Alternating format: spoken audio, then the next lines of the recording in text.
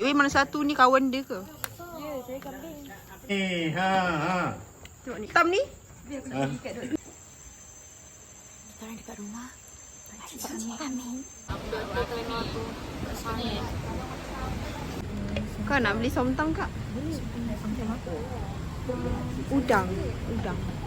Kenapa udang kerabu? Aku silau sebenarnya. Bukan apa. Okay, sorry. Ni apa? Ni guasha. Guasha. Ni apa? Guasha. Jualannya. Sanggup. Besar buka ke? Buat pasangnya tapi saya dah pasang. Bang madu bang. Cuba nak kena dekat sana dia. Tak, dia kena macam ni. Jadi lagi. Kelakar lah.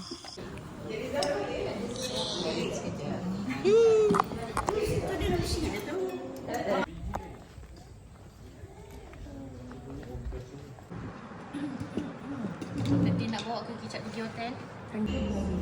Breakfast.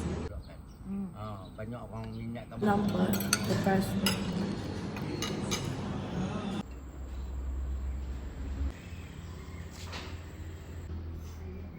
Tu tak payah range-range lah.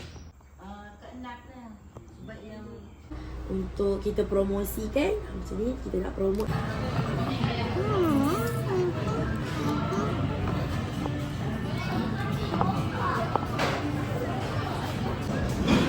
Itu semua okey? Ha? Itu semua okey? Okey.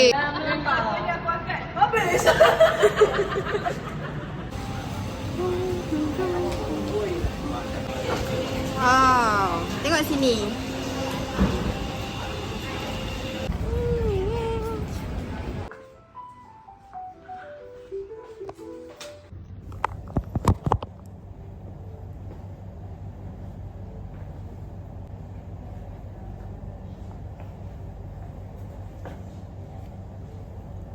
Ni aku suruh makan makanan. Okay, so saya nak tu tapi tak ada. So